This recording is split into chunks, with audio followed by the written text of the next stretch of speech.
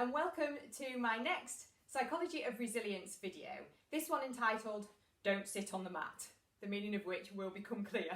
The questions I wanted to address today were why the restrictions that have been placed on our lives are making many of us feel sad and frustrated. I mean, after all, they are temporary and they are for good reason, so surely we should just adapt to them, make the best of it, and it will all be over before we know it. But actually, myself included, many of us are having days where it just feels like it's too hard, it's going on too long, and it just makes you feel sad. And so I wanted to address some of that because we're also hearing in the press that mental health professionals are concerned that this lockdown will have some negative implications for not only people's mental health, but also levels of depression and suicide. So why would they be so concerned about that? Now, you may have noticed that I have someone helping me today. This is my beautiful dog, Sedgley, and he is here for a reason, because our canine friends have taught us much about how to protect our mental health and what some of the dangers might be in terms of how we adapt and cope with challenging situations. So I want to tell you about an experiment that was carried out in the 1970s. So this was done by an American psychologist called Martin Seligman, and he got together some dogs and some electricity because it was the 70s and you could do that sort of thing then. Now, dog lovers, don't worry, none of the dogs were hurt by this experiment, you don't need to turn off, but they were irritated, I think, by what they experienced. So what Seligman did is he split the dogs into two groups, and one group he fitted with a harness that emitted a very mild electric shock, a sort of irritating beat against their skin. It didn't hurt them, but it was annoying. The other half of the dogs, he just let them be. They just went about doing their doggy things, having a sniff, having a play, running about. And then a little while later, he removed the harnesses off the first half of the dogs, and then the dogs were sent into a room where on the floor ahead of them was a mat that emitted the same electric shocks. And next to the mat was a small wall, easily jumped by all the dogs, to get to the other side where there's no mat. Now, the dogs who've been out playing and sniffing and running around, well, 100% of them jump the wall immediately. So they're just getting away. They have quite an optimistic outlook about this experience. This is annoying, let's see if I can avoid it, and which they did. The dogs who've been wearing the harnesses, well, a bit of a strange thing happened. They didn't jump the wall. In fact, the majority of them sat down on the mat. So what's going through their little doggy brains is, well, it's just my life now, isn't it? I'll just get used to it, put up with it. It's pointless trying to get away. I tried, I couldn't, so I'll just stick it out. How many of us can relate to feeling like that at some points in their lives? So a number of years ago, when there was the 2008 recession, I was faced with all of my work going away. So as an organisational psychologist, all businesses stopped employing people like me. I was faced with a 4-month period of time with nothing to do, just at home alone in the day. And I remember that probably a couple of weeks into that, I woke up one morning and thought, oh, I can't really be bothered taking the dog for a walk this morning. I'll just let him out in the garden.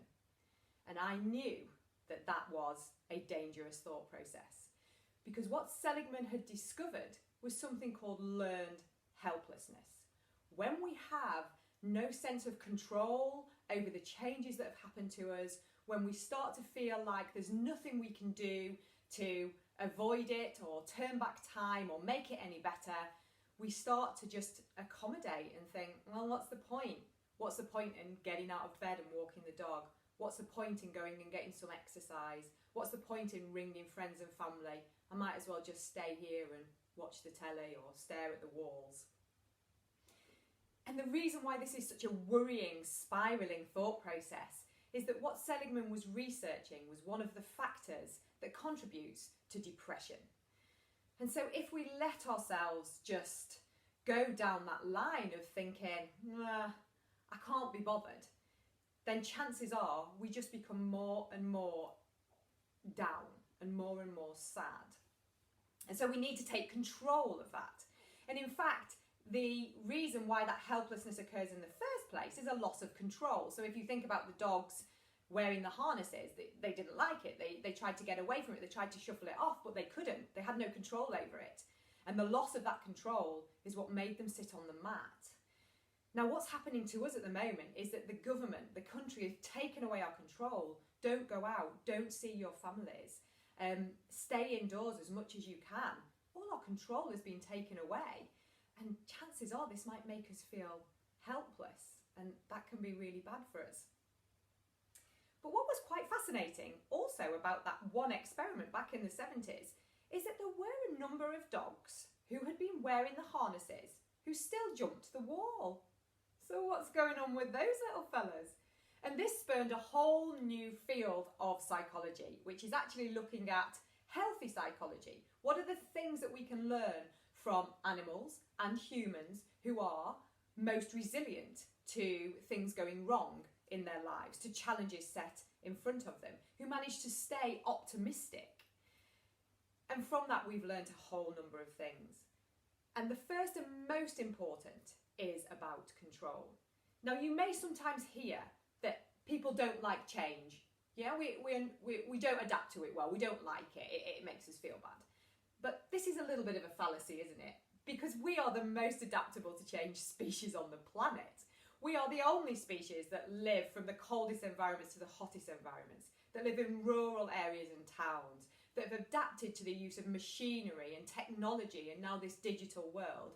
We are hugely adaptable to change. But when it's our choice, what we don't like is change imposed upon us. So when we have change imposed upon us and that danger of sitting on the mat and feeling helpless, what we need to do is take back the control. So what I wanted to leave you with is, as a tip today, is to think of control in 3 different categories. Yeah? So irrelevant of what people are doing to us at the moment and how they are telling us we should live our lives, we always have control over one of those categories, which is how I feel and what I do. So this is a category about me. So looking after your own mood, paying attention to what you think about, paying attention to what you read about and what you listen to and what you talk about. These things will all affect your mood. Don't let it spiral into just looking at the bad stuff. Make sure that you're doing things that improve your mood. That, as I said in my previous video on why people are being so weird, turn up the joy. And also, you have control over your own behaviour. Yeah, so making sure you go out for that walk, making sure you find things to do every day that make you feel better and feel productive. These things are going to insulate you against this feeling of helplessness.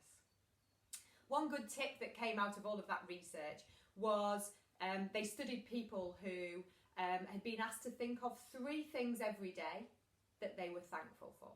And they found that over a sustained period of time, a good few weeks and months, the people that were doing that reported less incidents of poor mood, so better, more positive moods going on, and there were lower cases of depression. So this type of thinking helps us. It helps us to cope. So that's that one category, you and what you are doing and how you are coping with this. The next category is a category you can have some influence over, but you don't have all the control of. So this might be other people, yeah? So the people around you, the people you see and talk to and love, you can influence what they're doing and how they are coping, especially if they respect you and love you. We have a degree of control. We can't change necessarily what they are doing or how they are doing it, but we have some influence over it. And then we have this final group over here, which is the stuff we have no control over whatsoever. So how long this lockdown is going to go on for, what we are going to be allowed to do, how it's going to impact on our lives. This is stuff that's been decided out there. Now we can invest a lot of energy trying to rail against that, a lot of emotional energy railing against that. Look how angry people are getting at those who are not complying with the requests. But you can't change what those people are doing. It's not in your control. It's somebody else's job. And railing against that, using your mental energy against that, can be quite harmful because you can't change it, so you never feel like you're gaining any more control. Where you can gain control is over here. How you are coping, what you are doing, what you are investing your mental energy in. So, the tip for this particular video is to not be like our doggy friends and to sit on the mat and just take it and lie down and give up, but take control of what you can. Take control of your mood, take control of your behaviour, look after yourself and the people that you love, that you have some influence over, and let that stuff go, because that will be what it will be. Control what you can. Hope you're all well, and I look forward to seeing you next time. Thank you.